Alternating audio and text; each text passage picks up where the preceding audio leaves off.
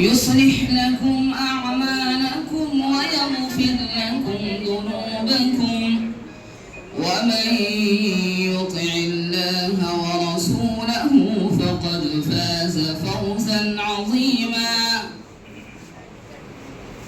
يا أيها الذين آمنوا اتقوا الله وقولوا قولا سديدا يصلح لكم أعمالكم ويغفر لكم ذنوبكم ومن يطع الله ورسوله ليعذب الله